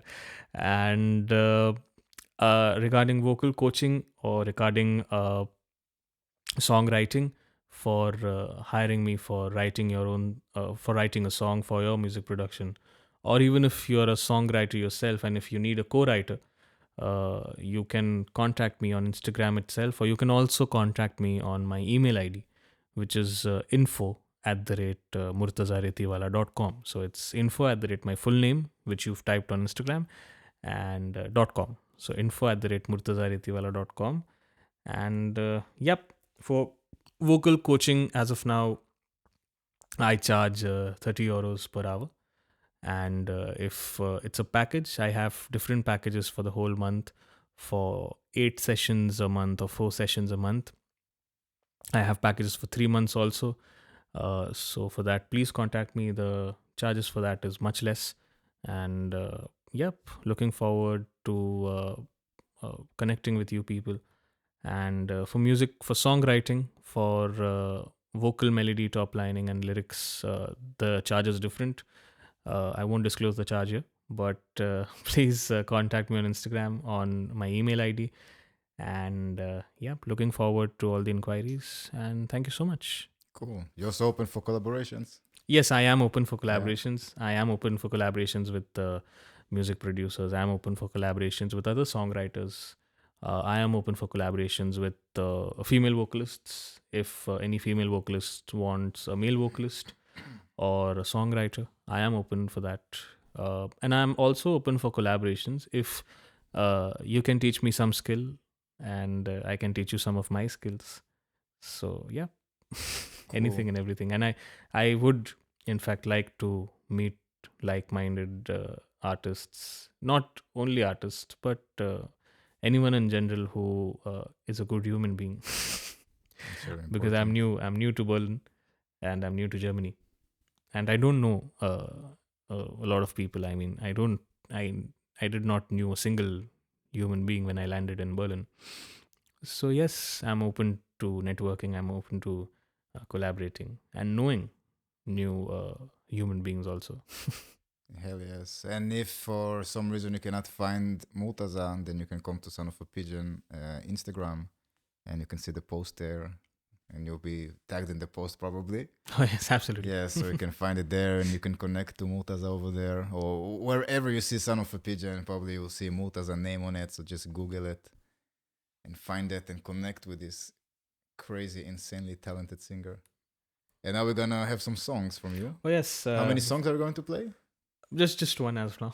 Only one? Yeah.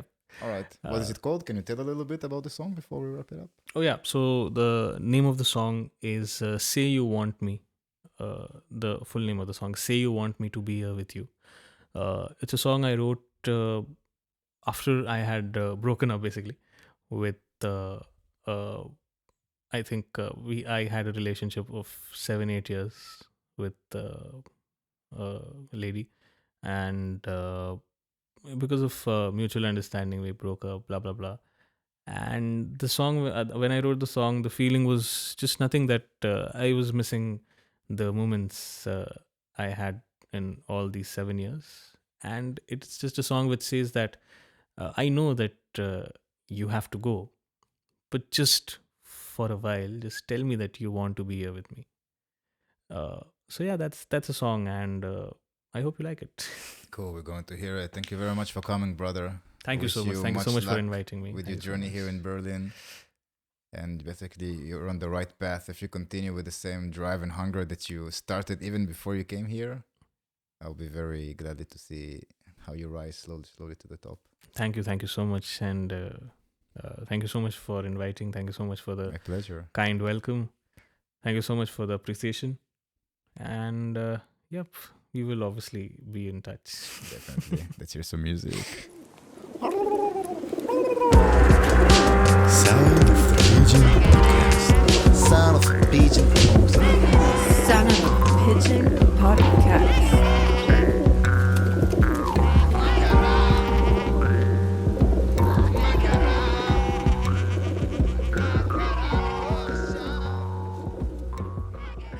So, Say You Want Me to Be Here With You.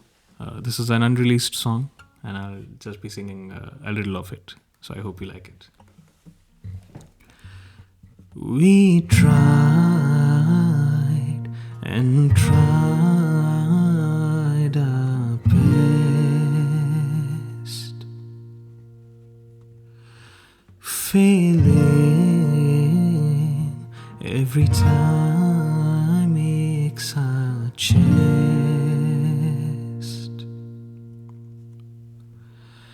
I know you don't wanna say goodbye, but do you really want me here tonight? Say you want me to be here with you.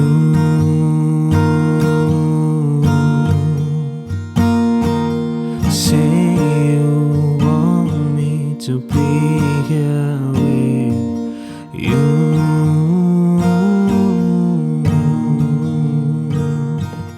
I'm feeling low, there's nowhere to go, it's true. Say you want me to be here with you.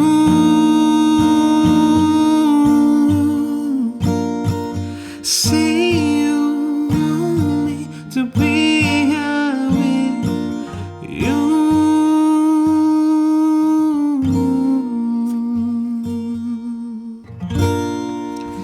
That was it. I hope you liked it. As you all know, I'm not a guitarist. So, yep. And thank you so much for listening to the podcast. Thank you so much for being with us today. And have a good day. Have a good life. Do what you want to do. Be happy. And be kind to people because you don't know what they're going through. Take care of yourself and see you soon. Bye-bye.